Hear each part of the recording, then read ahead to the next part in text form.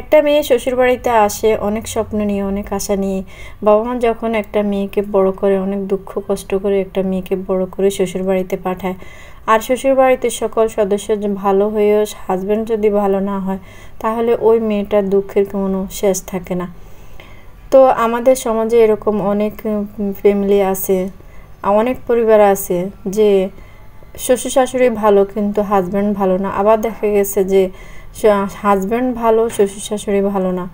তো একটা মেয়ের কিন্তু শ্বশুরবাড়িতে ভালোভাবে থাকতে গেলে কিন্তু হাজব্যান্ডের সাপোর্ট 100% সাপোর্ট লাগে।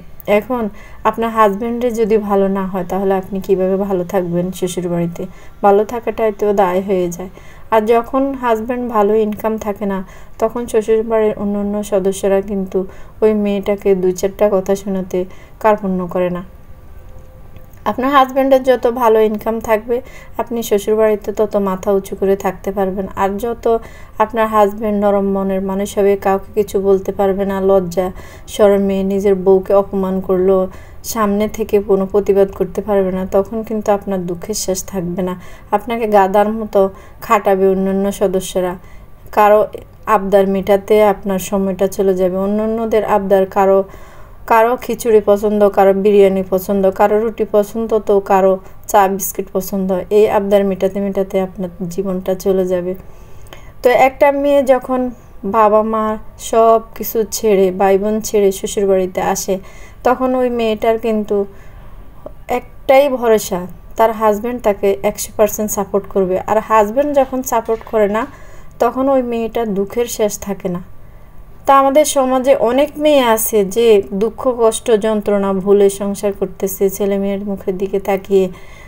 বিবাহ বিচ্ছেদ কিন্তু খুবই খারাপ জিনিস। এই কথাটা চিন্তা করে কিন্তু অনেক বোনেরা সংসারটা টিকিয়ে রাখতেছেন। আমি না থাকলে আমার সন্তানের কি হবে, এই কথাটা চিন্তা করে কিন্তু হাজার হাজার বোনেরা এখনও কিন্তু সংসার করে যাচ্ছেন। আবার কিছু কিছু ক্ষেত্রে কিন্তু ব্যতিক্রমও আছে। কিছু কিছু মায়েরা কি করে, সন্তানের কথাও চিন্তা করে না। আবার এই সন্তানের কথা চিন্তা করেই কিন্তু হাজব্যান্ডের সাথে কোনো সম্পর্ক থাকে না দিনের পর দিন, তারপরেও কিন্তু সংসারটা টিকিয়ে রাখে মরণ পর্যন্ত, শুধুমাত্র সন্তানের মুখের দিকে তাকিয়ে। একটা মেয়ে কোথায় যাবে যখন নিজের পায়ে দাঁড়াতে পারবে না? তখন তো ওর জায়গা নেই কোথাও যাওয়ার। বাবার সংসারে যেমন বাবা বৃদ্ধ হয়ে গেলে বাবা তো আর দেখতে পারবে না। ভাইদের যখন বিয়ে করে, ভাইয়েরা কিন্তু তখন আর ওই রকম থাকে না মন মানসিকতা আগের মতো। তখন ভাইয়েরা বউয়ের দিকে তাকায় থাকতে হয় যে ভাইয়ের বউ নাস্তা বানিয়ে দিবে বা খাবার দিবে, এগুলো চিন্তা করে কিন্তু চলতে হয় মেয়েটার। এই জন্য কিন্তু আর বাবার বাড়িতেও যাওয়া হয় না অনেক মেয়েদের।